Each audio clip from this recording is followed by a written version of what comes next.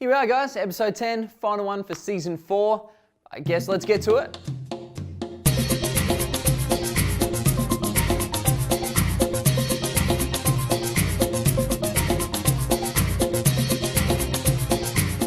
So our final interview for this season is with Hayden Fortescue of Hayden Fortescue Presents. Now Anya caught up with him for a chat about his works and his series. Hey guys, I'm here today with Hayden Fortescue. You grew up in Bunbury. I did, yes. What was it like growing up in Bunbury, and what was it like moving up to Perth? So as far as a filmmaker wanting to do stuff, there's not a lot that you can kind of do in Bunbury. So when I was in high school and stuff, I did, I don't know if they do it anymore, but it's called workplace learning, where you spend one day a week out in the industry. So down in Bunbury, they have it's the regional broadcaster, GWN. In the metro regions, it's Channel 7 News. I started off doing one day a week there during my last year of school. Yeah. And then when I left school, I was able to do my gap year working there as a news camera. That's really awesome. Yeah, so it's like a lot of people want to get into filmmaking and don't realize that being a news cameraman is actually pretty awesome. Yeah, definitely. Like, we got to film stuff backstage at the circus. Yeah. And like you get to go, it's very kind of fast paced and you're always rushing to get the news and you're always rushing to bits and pieces and you're learning things on the fly. Yeah. And it's a really good kind of training ground to start out in. So. Yeah. So what film school did you attend in Perth? Yeah. Yes, yeah. So I went to SAE Institute. Did you? Yes, yeah. Oh, so they just moved into their new campus in Northbridge. Yeah. So I was one of the first in their film stream to come out. I think it was a couple of years ago now. But yeah, it was good. I went there because they crammed a 3-year university degree into 2 years. So we did trimesters instead of semesters. So it just meant you can get out in the industry and start working on your own stuff or other people's stuff a year earlier than everyone else. So I thought that was, a good compromise. Get rid of your holidays, but. So your Facebook page, tell me a little bit about that because this relates to it quite a lot. Yes. Well, it's kind of the idea of the page as well. So it's called Hayden Fortescue Presents because I thought it sounded directorial. But the idea is it's a blanket place that I can put everything that I make. It can all collect there, and then people who like what I do can like the page, and then they'll be able to follow along with whatever I'm getting up to and whatever I'm producing. And the goal for this year is to do a short film between kind of 3 and 4 minutes each every 2 weeks. So I've set myself the task of doing that for a year, and we'll see how it goes. I think we're about 10 or 12 films in at the moment. Amazing. So it's going well. I'm starting to run out of ideas slowly, but I'll sit down and start coming up with some more. Yeah. But I just want to practice. I just want to, some of them aren't going to be as good as the others. Some people really like some and then hate other things. I just want to throw all the spaghetti at the wall, see what sticks, and have fun while I'm doing it. Just enjoy making films. Again, I think we can get bogged down in the logistics and how hard it can get sometimes. That's it at the end of the day, like doing what you love and enjoying it, and the film industry, being creative, that's about being creative. That's amazing. And I think filmmaking, a lot of people make filmmaking too hard. They make it too complicated. I think just trying to streamline and make things as simple as you can while making them as good as you can is something I want to practice. It's something I want to look into, just like simplifying things, not down so it becomes, so easy, there's no point doing it, but maybe just streamlining some of the things that become quite complicated. I want to ask you a little bit about your film council. We are in planet-wide triage, Mr. Kane. And you are failing your studies in what is now a redundant industry. Precisely why did you fail, Mr. Kane? Do not waste this council's time. It was a 2015, not 2000 film, that it was filmed in. Yes, we shot at the end of 2015. Yep. And so what was the inspiration behind that film? Yeah, so it came from a bit of a weird place. It didn't come from any kind of film influences. I listened to a lot of like motivational tapes, and I read self-help books and things just because I'm interested in how, the things we can do to improve ourselves and get better and learn and all that kind of stuff, and it all kind of got mixed up in there. And the concept of a world where once a year you have to prove to someone why you deserve to live for that next year. So you can't, if you can't just waste away your years, you know, being lazy or not doing anything. You have to, once a year, you have to go to someone and explain, like, this is what I'm doing, and, you know, this is what I want to do, and then they decide whether you earn the right to get that next year. So I thought that was interesting, just idea, concept, kind of in life, in philosophy, if you want. Yeah. So I kind of wrapped it into this thriller kind of short film idea, where basically it's this young guy who's going through council, which is it's a panel of judges who decide whether he gets to live for the following year, and he basically goes through this process, and he kind of learns what in a future, it's, you know, set in the future, and it's like in this kind of world, what would that council of judges be looking for? Like, what sort of, would they want someone who you know, doesn't want to risk anything, is lazy and just kind of feels that flying under the radar is the best way to get through?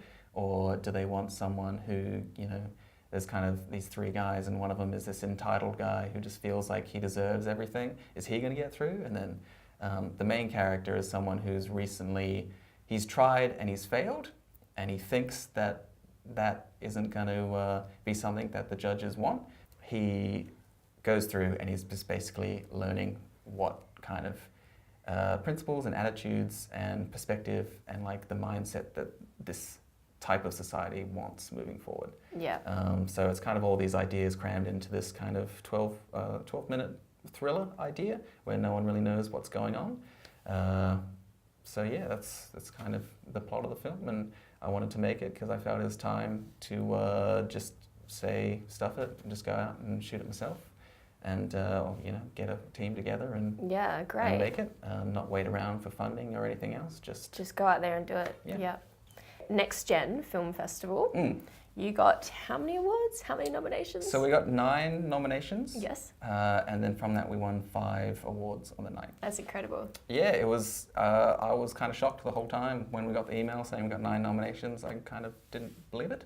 And then on the night when they kept giving us awards, I kind of didn't believe it. I kind of believed it a little bit then. And the thing is, they weren't able to fit everyone in the back lot, so a lot of the guys on the film who won awards couldn't make it. So I kept having to go up and collect them and pass them back. Yeah, thank them and, you know, talk on their behalf. So I kind of kept going up and back and up and back. So it was kind of a new experience. Yeah, it doesn't happen every day. So no, it was good, and I'm glad they're doing the web version that they're doing now. Yeah. So I'm interested in going down and seeing what webisodes and web series are going to be up there. Are you going to enter a web series into Next Gen? Not yet. So I did float the idea of putting some Hayden Fortescue Presents stuff in there, but I thought they're not at the quality that I want them to be at just yet. So I want to, at the moment, it's about getting the content out and just making sure we can do it. Yeah. And I want to make sure, get the quality up a little higher, spend a little bit more time before I enter any festivals. Right now. Thank you, Hayden, so much for joining us today. Thank you. Yeah. Thanks for watching, guys. It's been a really massive privilege to have Hayden come and join us today. Thank you. See you next time. So there you have it, guys. For any more of Hayden's work, check the box below for some links. Alrighty, guys, in this final week, we're going to skip the news and I'm going to reminisce on the season that was season 4 of Popcorn. I was overwhelmed by a huge bunch of cosplayers in the lead up to Supernova.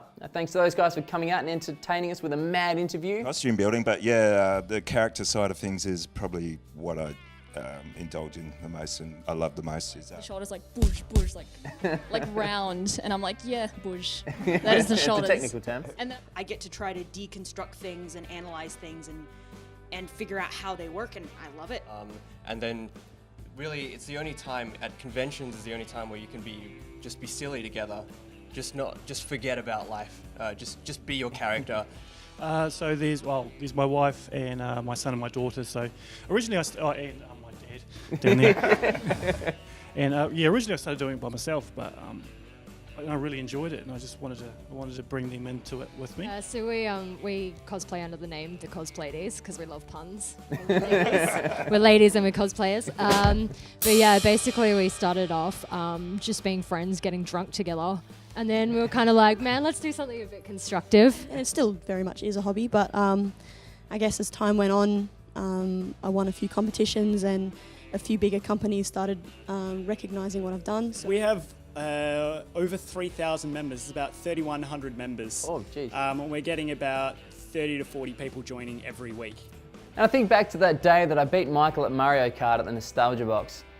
For anybody looking to do something with their kids at any point in time, beat them in a few video games, show them who's boss, or just check out some old school consoles, definitely head down to Nostalgia Box for a look, guys. I was captivated by songstress Georgina Crammond at the Blue Room Theatre. Won't you take me by the hand and tell me who I am, that I fit somewhere in your grandmaster plan?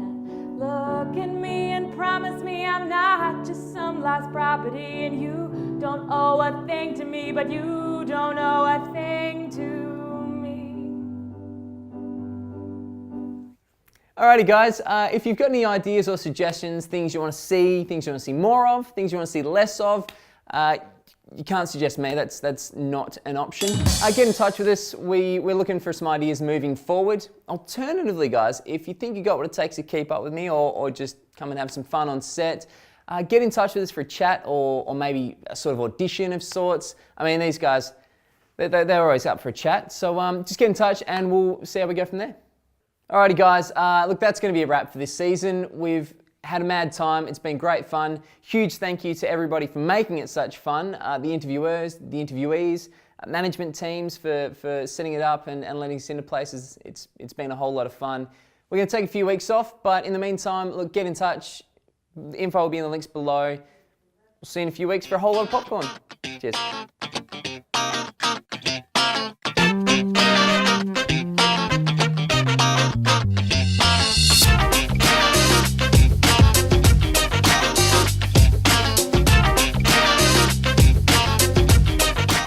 Highly recommend getting there and having a look. I get so paranoid of going, sorry, get there and check it out. Get there and check it out.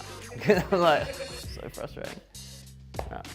I think back to that day that I beat Michael at Nostalgia Box set up Mario Kart. It was a good day. Get along down there and sake.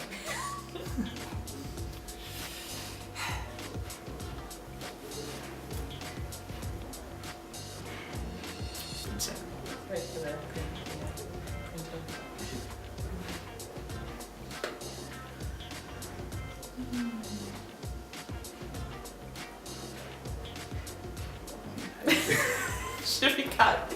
Publishing it over. Just when you put your hand up, it was like pretty much looked like you're just going up your nose. How wide have I got? Your hands are still in there.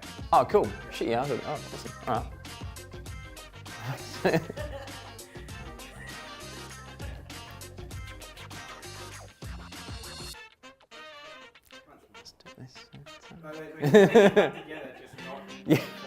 Yeah. All I do is force. Wait, come on, rape me. You know that shouldn't work, right? Yeah. Gotta give him something to look at.